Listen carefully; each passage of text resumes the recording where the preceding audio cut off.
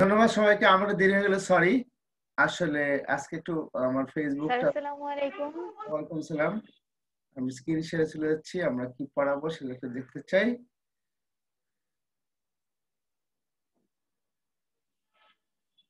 দেখা যায়? জি স্যার, ওকে, দেখা যাচ্ছে। যে আমরা দ্বিতীয় পত্র পড়বো। আজকে খুব গুরুত্বপূর্ণ ক্লাস। আজকে আমরা শিখবো, একটা জিনিসই শিখবো, জৈব যৌগের শিখন ফল। এই অংশ হচ্ছে হাইব্রিডাইজেশন। আমি তোমাদের সিগমা পাই বন্ধন শিখেছিলাম, সমযোজী বন্ধনে হাইব্রিডাইজেশন আমার শেখানো হয়নি। হাইব্রিডাইজেশন কখনো কখনো পরীক্ষা থাকে। এটা হাইড্রোকার্বনের একটি অংশ, এবং হাইড্রোকার্বন যে কয়টা হাইব্রিডাইজেশনের মধ্যে যে কটা আছে সেই কটাই আমরা এখানে দেখাবো। আমরা হাইড্রোকার্বনের সঙ্গে বলছিলাম যে কার্বন হাইড্রোজেন। আমরা যে হাইব্রিডাইজেশন বা সংকরণ করবো সেটা কিন্তু হাইড্রোজেন এবং কার্বনেরই একটা অংশ, এবং সেইটুকুই পড়াবো যেটুকু আমাদের আছে। হাইব্রিডাইজেশনের মধ্যে প্রথমে যদি বলা হয়, যদি আমরা সংজ্ঞার দিকে চলে যাই, দুই বা ততোধিক ভিন্ন কিন্তু কাছাকাছি শক্তি সম্পন্ন অরবিটাল একত্রে মিলিত হয়ে একই শক্তি সম্পন্ন সমান সংখ্যক নতুন অরবিটাল তৈরির প্রক্রিয়াকে সংকরণ বা হাইব্রিডাইজেশন বলে।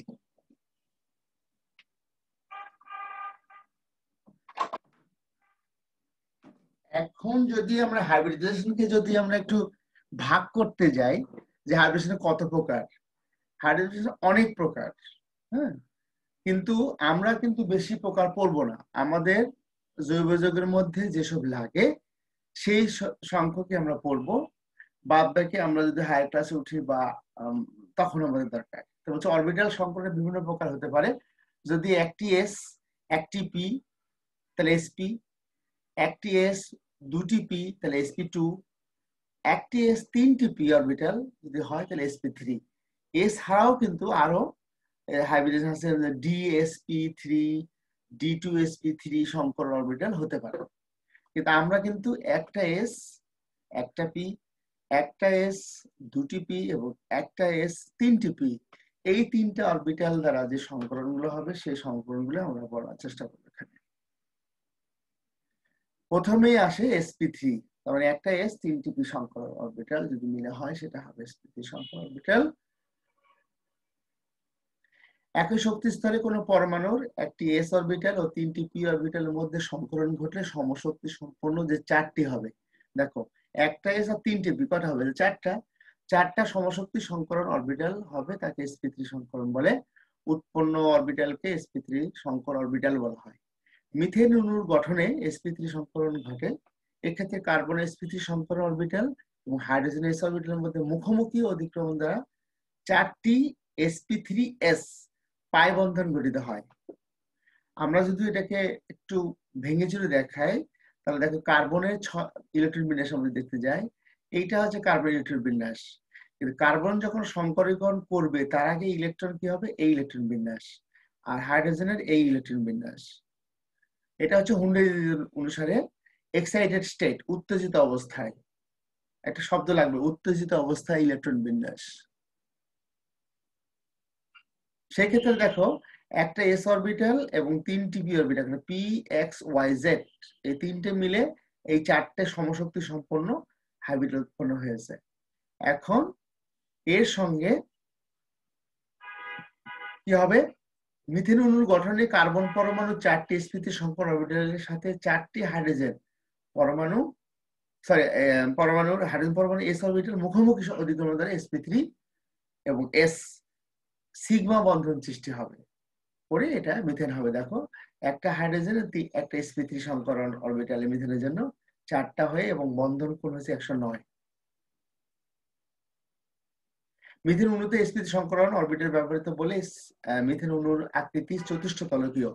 এই চতুষ্ঠ তলকীয় শব্দটা আমার লাগবে পরীক্ষার সময়, কারণ মিথেন অণুর একটা গঠন আছে, সবটার একটা গঠন আছে, সব হাইব্রিডাইজেশনের একটা গঠন আছে। যেমন এইটার হচ্ছে চতুষ্ঠ তলকীয় এবং মধ্যবর্তী কোণ হলো 109.28। এই হলো আমাদের হাইব্রিডাইজেশন। আমরা যদি একটু একটু যদি ভিডিও দেখি, দেখো কিভাবে হাইব্রিডাইজেশন sp3 হয়। দেখো তিনটি এস অরবিটাল, তিনটি পি অরবিটাল, একটা এস অরবিটাল, আর এই অবস্থায় আছে। এর এক যদি আমরা মিক্সড করে দিই তাহলে কি হবে? মিক্সড করলে এটা হবে sp3। দেখো কিভাবে মিক্সড হয়।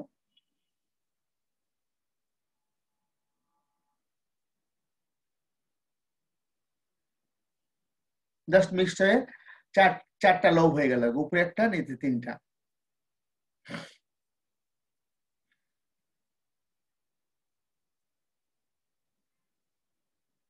sp3 হয়ে গেল। sp3 সংকর অরবিটাল মিথেনের জন্য হয়, সেই মিথেনের কথা তারা বলছে।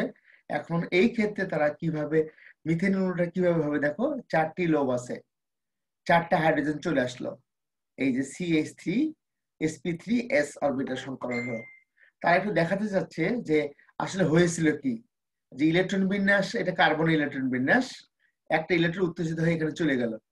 যেমন দেখো চারটি সমশক্তি সম্পন্ন অরবিটাল, এখন এই একটা s তিনটে p, তাহলে কি হলো sp3। তাই তারা বলছে আর কি।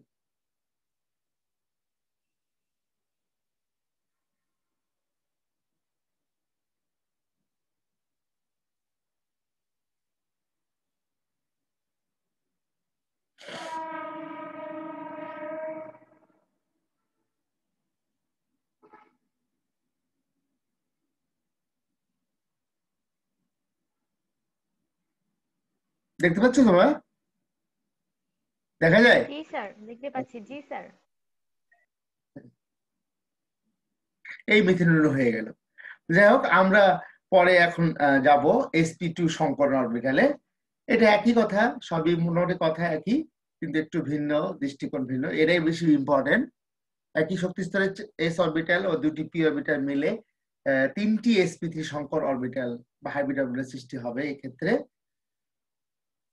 আমরা এখানে দেখাচ্ছি যে কার্বন পরমাণুর 6টি ইলেকট্রন থাকে, তার মধ্যে এটা হচ্ছে গ্রাউন্ড স্টেট, এইটা হলো তোমার উত্তেজিত অবস্থায়, দেখো একটা ইলেকট্রন, চারটা হয়েছে। কিন্তু sp3 বেলায় এই একটা s আর দুটি p, এইটা সংকরণে অংশগ্রহণ করবে না।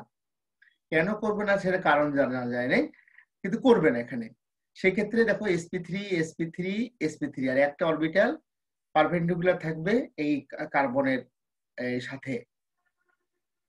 এখন দুটি sp3 অরবিটাল, দুটি কার্বন, যেহেতু আমাদের ইথিন অণু যদি আমরা দেখি, তাহলে এখানে আমরা এখানে বলা হচ্ছে যে এই pz1 একটি ইলেকট্রন থাকবে, অসংকরিত অবস্থায় থাকে যায়। দুটি sp2 অরবিট কার্বন পরমাণু দুটি sp সংকর অরবিটালের মুখোমুখি অতিক্রম ফলে কার্বন কার্বন একক বন্ধন সিগমা। যে দুটি কার্বনের, যে দুটি sp2 সংকর অরবিটাল আছে, স্যার বুঝতেছি না আমি। আমি বলতেছি এখানে দেখো, এখানে হচ্ছে কার্বনের সাথে মিক্সড হবে একটা এস আর দুটা পি, একটা হবে না, একটা হবে না, যেটা সেটাই আমরা বলছি। এবং মিলে দেখো একটা sp2, এটাও sp2, এটাও sp2, তিনটা হলো। আর এইটা হলো অসংকরিত অরবিটাল। এই অরবিটাল আগে থেকে এরকমই ছিল, এখন এরকমই আছে। সেটাই ওনারা বলছে এখানে। প্রথমেই আমি কথাটা বলছি যে 2pz অরবিটালে অসংকরিত অবস্থা থেকে যায়, মানে এটা সংকরণে অংশগ্রহণ করবে না। বাকি যে দুটি কার্বন পরমাণু sp2 সংকর অরবিটাল আছে বাকি, সেটার সাথে হাইড্রোজেন পরমাণু যুক্ত হয়ে সিগমা বন্ধন সৃষ্টি করবে। কার সাথে? এই যে হাইড্রোজেন বন্ধনে সিগমা, এই যে CH বন্ধন হবে। আমরা একটু চিত্রতে দেখি, দেখলে বুঝতে পারবো খুব ভালো মতো। এই দেখো একটা sp3 অরবিটাল এখানে আছে, এটা একটা, এটা একটা, তিনটা লোক, আর এটা হলো অসংকরিত p অরবিটাল। এখন আরেকটা যদি কার্বন আসে, দেখো দেখো দুটা হয়ে হয়ে গেল, এটা কার্বন এটা কার্বন, কি হলো? কার্বন কার্বন সিগমা বন্ধন। তারপরে দেখো কার্বন কার্বন সিগমা বন্ধনের পরে এইখানে দেখো এই pz অরবিটাল আর একটা বন্ধন সৃষ্টি করে, সেটা হচ্ছে পাই বন্ধন। তাহলে ইথিন অণুতে কি থাকে? একটা সিগমা বন্ধন একটা পাই বন্ধন থাকে। সেটাই হলো sp2 সংকরণ আসলে। ওইটাই সিগমা বন্ধন ছিল, এখানে পাই বন্ধন হবে আর কি, এই কিছু না।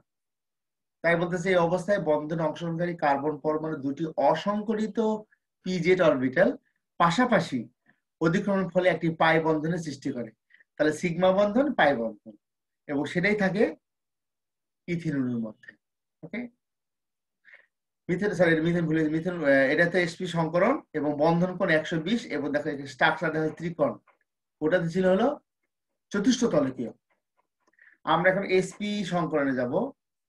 sp সংকরণ sp2 সংকরণ সেম, একটু ভিন্ন, একটা s একটা p, বাস, আর কোনো কথা নেই। বাকি দুটি অসংকরিত, এটাই বলতে চাচ্ছি।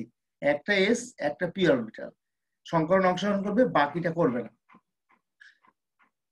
তাই বলা হচ্ছে যে উত্তেজিত অবস্থায় কার্বন পরমাণু সেই আগের মতোই অরবিটাল গুলো। তারপরে দেখো sp সংকরণের বেলায় কি ঘটে। sp সংকরণের বেলায় দেখো একটা s, এই যে লাল যেটা আছে সেটা sp অরবিটাল, আর বাকি এই দুটা হচ্ছে অসংকরিত অরবিটাল। এখানে একটা পাই বন্ধন, এখানে একটা পাই বন্ধন, দুই পাই বন্ধন, একটা সিগমা বন্ধন, দুটি পাই বন্ধন, সেটা হচ্ছে ইথিন অণু।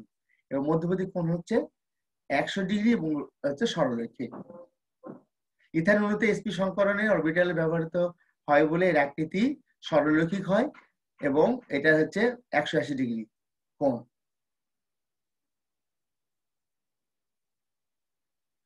এটা হচ্ছে কোন সংকরণ যদি আমরা বের করতে চাই, তাহলে সংকরণের কোনটা আছে sp3 যৌগের আমি স্ট্রাকচার দেখে আমরা সংকরণ বলে দিতে পারবো। সেই সূত্র হচ্ছে half V plus M minus C plus এ।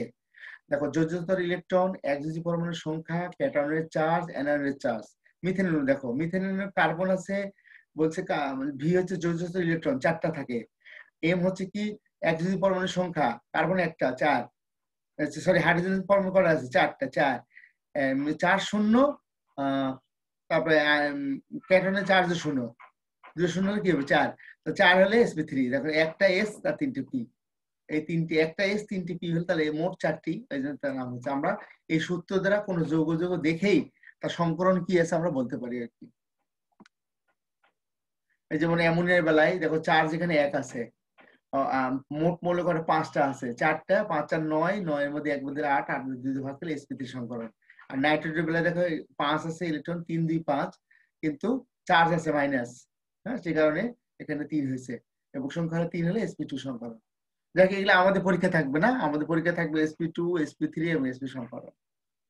আমরা শেষে একটা ভিডিওটা আমি দেখে রাখছি কিনা জানি না, আমি একটা ভিডিও দেখাই তোমাদেরকে, দেখালে তোমাদের কাছে ক্লিয়ার হবে যে sp2 সংকরণ কিভাবে হয়েছে।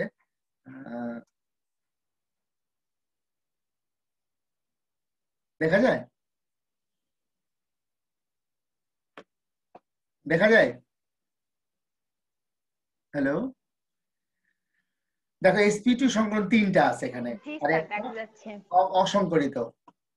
তো এখন অসংকরিত হলে মধ্যবর্তী কোণ কত, 120 ডিগ্রি। দেখো 120 ডিগ্রি ইলেকট্রন ঘুরছে, ভালো করে খেয়াল করে দেখো, sp2 সংকরণটা ক্লিয়ার হয়ে যাবে।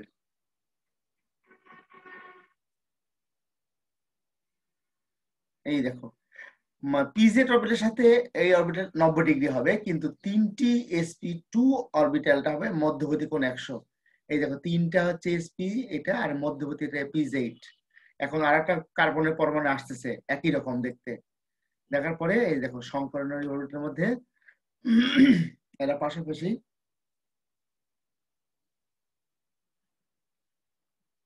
দুটি পি হবে, এটা কার্বন একটা পিজে অরবিটাল, এটা কার্বন একটা অরবিটাল।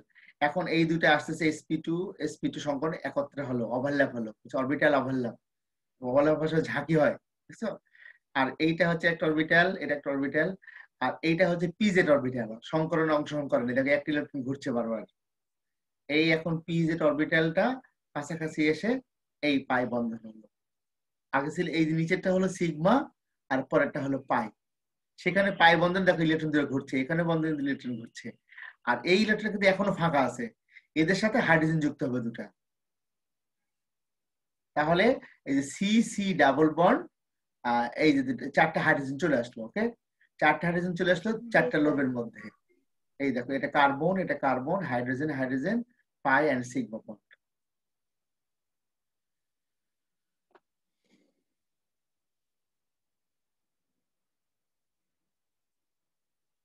এটা হচ্ছে তোমার হচ্ছে sp অরবিটাল, এটা মানে sp সংকরণ। একটা s একটা p মিলে হবে sp, সেটা ওরা দেখা যাচ্ছে এখানে, ওটা দেখো।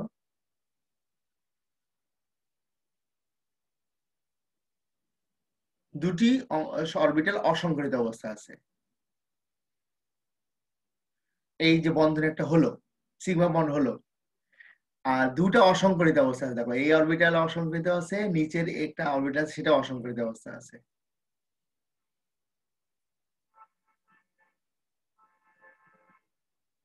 এই যে পি জেড পি ওয়ান এর অংশগ্রহণ করে নাই, শুধু পি এক্স করলো আর কি।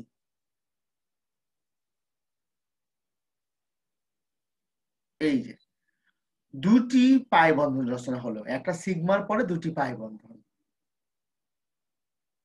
তাহলে ইথাইল অণুতে বা এসপি সংকরণে দুটি পাই বন্ধন একটা সিগমা বন্ধন থাকে, এবং এর পাশাপাশি এই যে অরবিটাল আছে এটা হচ্ছে এসপি সংকরণ অরবিটাল, এটার সাথে আসবে হলো একটা হাইড্রোজেন, এই যে সিএইচ সিএইচ। আমরা বুঝতে পারলাম কিনা যে দুটি পাই বন্ধন এবং একটি সিগমা বন্ধন কিভাবে আসলো, এবং একটা হাইড্রোজেন পরমাণু আসে দুই পাশে দুটা কার্বনে যুক্ত হয়ে সিএইচ ট্রিপল বন্ড সিএইচ উৎপন্ন করে। এইটাই হলো এসপি সংকরণের মূল প্রতিবেদ্য বিষয়।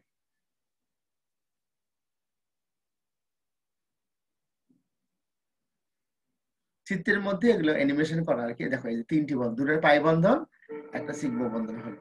তারা সামারি দিচ্ছে, দেখো যদি ইথেন অণু হয় এসপি সংকরণ হয়, দেখো একটা সিগমা বন্ধন হয়ে কার্বন কার্বন একই ক্ষেত্রে তিনটা হাইড্রোজেন CH3 সিগমা বন্ড। এটা সামারি করতেছে না, এটা ইথিন, এটা হচ্ছে পাই বন্ধনের ইথিন, দেখো একটা হাইড্রোজেন দুটা কার্বনের পাশে যুক্ত হয়ে পাই বন্ধন।